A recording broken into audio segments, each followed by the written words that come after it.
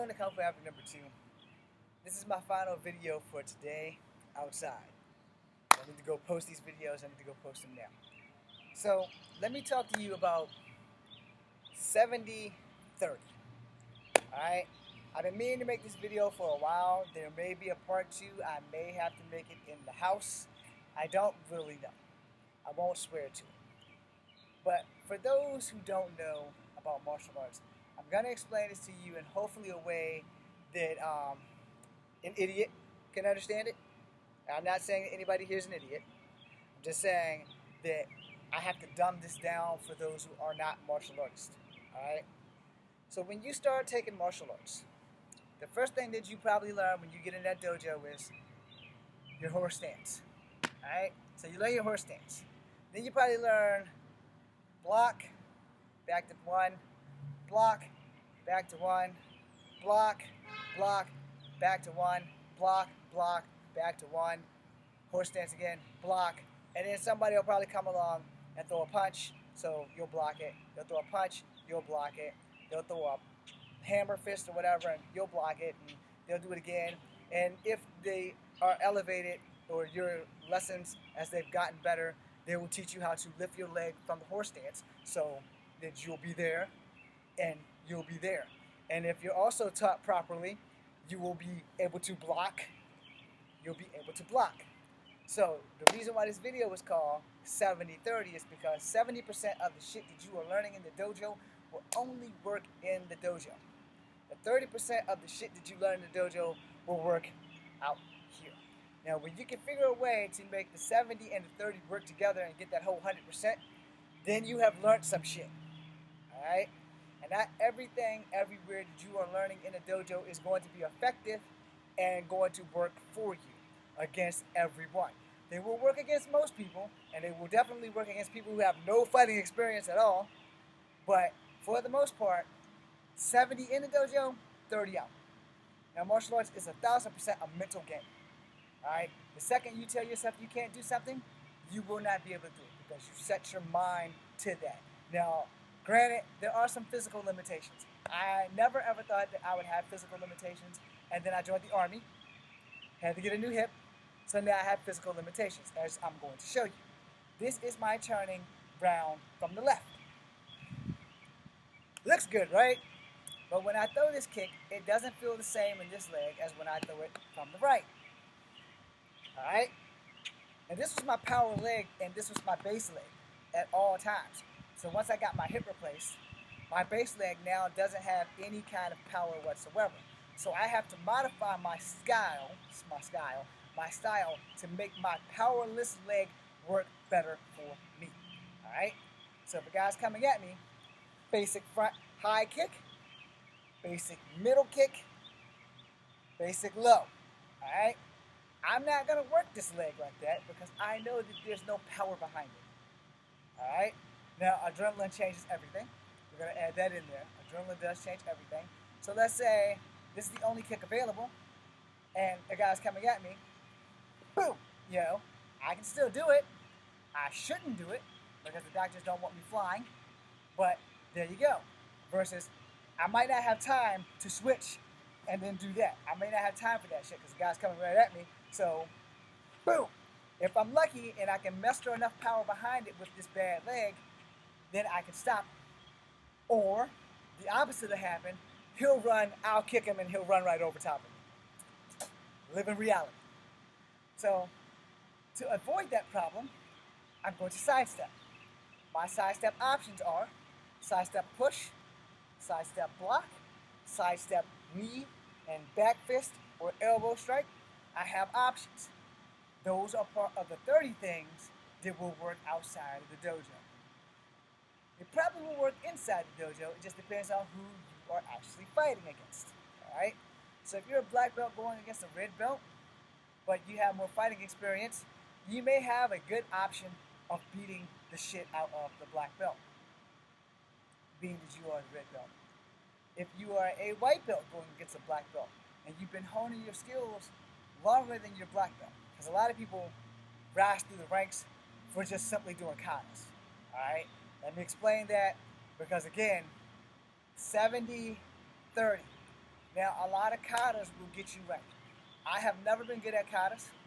For Taekwondo, we did Tosan. So Tosan, if I can remember, I'm probably not going to do this right. So Tosan, step, block, punch, step, block, punch, block, punch. All right. So you get that shit. You get the gist of it. And then with Naharate, it was like the same shit, only extra. So punch, block, ice cream scoop, step, ice cream scoop, step. You know, it was some crazy ass shit that we were did. God rest Master Ennis' soul. So here's the thing. You spend the bulk of your class at the beginning of the class either doing push-ups, sit-ups, or horse stance and punching. Alright? So when you're in the streets, you're not going to do this. Guys running at you, you're not going to go from standard feet to horse stance, get in your palm block position, and then boom! You're not going to do that shit.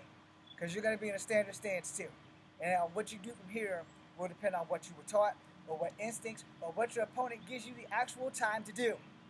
Alright? Because that's how fights work. You don't get to say, hey, wait, let me get in position. No. Because by then, you're already in a position. It's called the horizontal position. Because your ass has been knocked the fuck out. I understand how that works. When the fight's beginning, you're going to be in this fight stance right here. You're not going to be in crane, mantis. You're not going to reveal any of that. The first thing you should probably do if you're about to get in the fight is first tell the guy, hey, look, dude, I know martial arts. If he wants to persist on that, that's his funeral. I understand. You've already warned him. Dude, I know martial arts. So, if you don't want to dance, you don't want to do this, you try to de-escalate the situation. That's your best way out of a fight. But you're going to have those hotheads that just think that they're just the shit. You have those guys that think they're MMA motherfuckers. And then you're going to find out that they're not. You see, you can watch MMA all day, but if you haven't been to an MMA gym, hang that shit up. You can watch Karate Kid and all that shit all day, but if you haven't actually gone to a dojo and actually received some form of training, you can hang that shit up. I mean, you can watch the movies and TV, and you can learn from them. And you can get out here and you can practice that shit all damn day. And you could become very good at that shit. And you could find a way to use it in a fight. It's called taking a hell of a chance, but some of that shit's effective. Like I said, I learned the hurricane kick in Kempo. But I learned it before by watching the Ninja Turtles with Taekwondo. I learned it because Master Ennis would not teach me Taekwondo. Ninja Turtles came out. I watched Raphael do that shit like 7 or 8 times. And then once I tried it that one time, I never stopped being able to do it. So Raphael was the red turtle, and his shit was this. Boom. Boom. So I didn't want to copy the red turtle, so my shit was this. Boom. Boom. No, with the left. Then I started being able to do it with both sides. Then after I learned it correctly when I was taking Kempo, I decided, okay, well, if I can do it with the left, I can do it with the right. Now, then I started learning the reverse tornado kick, which I also learned from the movies with Billy Worth and Brian Genesis, because my Kempo teacher would not teach me. My Taekwondo teacher would not teach me. So here you go. Okay? So now from the other side, this shit's gonna totally suck. See? Totally sucked. But the difference maker is, I learned that shit. And I got good at it. But what I had to learn, the most important part was, when will I be able to use that shit? Absolutely never. Maybe in tournament karate, which I never participated in. Maybe in tournament taekwondo, which I never participated in. But never will I use that in the streets unless it's making a movie. Because the chance of me getting my ass kicked trying to do that is slim to zero of successfully pulling that off, because my back is to my enemy the majority of the time. So when I go in for this, someone's going to come in, boom, and they're going to keep that shit simple, which goes back to 70-30. You only need 30% of martial arts to beat somebody's ass in the street. And when you're doing competition dojos, they like seeing that shit. They like seeing those reverse tornado kicks. They like seeing that people can actually pull them off. But there's a little bit of a problem. One, they are flares. And when it comes to flares, not Ric Flair, when it comes to flares, flares are what I call out of control kicks. A lot of them are blind landings. A lot of them are things that you are never gonna fucking need. They're great for show. They're great for making movies and shit like that. But in reality, if you miss a flare kick or a finisher, you're fucked. So let's say you go for a tornado kick and I sidestep and ridge hand the shit out of you. You know, I just clotheslined you. I just fucked up your day. Your head hit the ground. You're done. From there, I can do a lot to you. Let's just say you go for a tornado kick and the guy is as big as a rock. And he catches you up here and catches you by the belly because you're in the air already. You are more defenseless in the air than you are on the ground. Understand that shit. When you are in the air, you are pretty much defenseless. So when you go for Flying Dragon and I snatch your ass out the air, you know, you did that to yourself because you decided to do a Flying Dragon. Stay in that range. So, anyway, if you're doing that and I grab you and I fling your ass out of the air, you did that shit to yourself. You pretty much threw your life to me by doing a Flying Dragon. Now, back in the 70s, people weren't thinking about logical stuff. So when Bruce Lee did the Flying Dragon, it was the ultimate kick because nobody would think, hey, I can sidestep that shit. Nobody thought that shit back then. Nowadays, as I said in the other two videos, martial arts evolved. Everything evolves. So now people are using their brains. So when you're Flying Dragon, I can sidestep and be behind you, clothesline. I can sidestep and catch you and then knee you in the crotch. I can sidestep, catch you, elbow you. I can sidestep and knock you out of the fucking sky. There's a lot of things I can do while you're in the air trying to show the fuck off. So you want to fight with basics? You're going to stick to the 30%. You're going to stick to the basics. You're going to stick to boom, boom. Or you're going to stick to boom, boom. Or you're going to stick to boom, boom. You know, you're going to stick to that shit until you can get an opening to land a kick. So block, strike, boom. You know, you got it. Now, other side. Block, strike. Knee, elbow, back fist. These are simple shit. Those are going to beat somebody's ass. Versus, oh, check this. Kick. Boom. No. Because if that first kick knocks him back, but it doesn't knock him out, and you go for a jumping spin kick and he ducks it, all of this shit is his to play with. So you kick him, he fades back, you go for a jumping spin kick, he ducks, he comes up with an uppercut, or a Luke Cage, or Johnny Cage, and hits you all up in your shit, you're done. You want to keep that shit as simple as possible. You want to keep your feet on the ground until you have to kick. You want to keep your hands at the ready. So if you have to switch off, so let's say I'm going to go from straight fighting to a grappling move. So you throw a punch, and I grapple. Now that I grappled, boom, break or boom. If I break it, it's going to be easier for me because now I've lowered your chances of beating my ass because I broke your elbow. So you threw a jab, I stepped out, I broke it. Now I hit in the rib or I hit in the throat. Or if I want to be a dick, I break it, step under, elbow, back fist, grab you out of the head, bring your head to my knee, and do some shit that's going to effectively end this fucking fight by trying to break your fucking nose, cut off the air to your brain. I'm going to do everything I can to make sure that I deliver some shit that's going to make damn sure that you don't get back up. So that I can end this because my power on my thing is not working. The 70% that you're going to use in the dojo, maintain that shit in the dojo. Keep it there. 30% that you are going to use outside is all you'll ever need to know. And that is more important than any tournament, any UFC, or any of that other shit. Because when you're out here, you're not out here to fight for winning. You're out here to fight to survive. And that's another mindset that you have to have. When you're fighting for money, you're fighting for money. So you don't really give a fuck about cauliflower ear. You don't really give a fuck about how much damage you're doing. You're out here for the money. You're out here to make a check. You're out here to get paid. Because you know, even the losers still get paid. I don't view it that way. I don't want cauliflower ear. If I'm out here, I'm out here, and if I'm in a fight, I'm trying to hurt you permanently. I want to make sure that I stop you. So the next time you see me on the street, you'll be like, I'm not fucking with that guy. I'm going to walk over here. Now, in closing, I'm 5'3.5". Understand that shit. I'm 125 pounds, 130 soaking wet. That does not make me any less dangerous to you because you're 6'2", 6'4", 6'6". All right? Your strength is a small factor. My skill level is everything. When that fight begins, I need to be the one who has the better fighting skill. I need to be the one who has better endurance. I need to be the one who has better cardio. I need to be the one who knows my way enough around a fight to know that if I'm hit in the face, I'm going to be able to get the fuck back up. The best way to avoid getting hit in the face is to not have my face where your fist be at. Same thing with kicks. I need to make sure that I can adapt to that hit.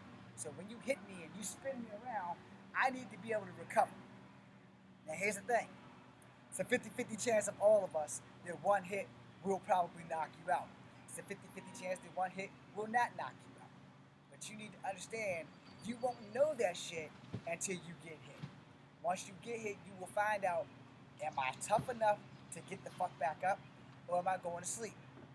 In the event that you go to sleep, you won't know what the fuck happened until you wake up. It's just that simple. If someone knocks your ass out cold, you're not going to know what the fuck happened until you wake up and then the pain sets in. Because once they knock you out, all the adrenaline's gone too.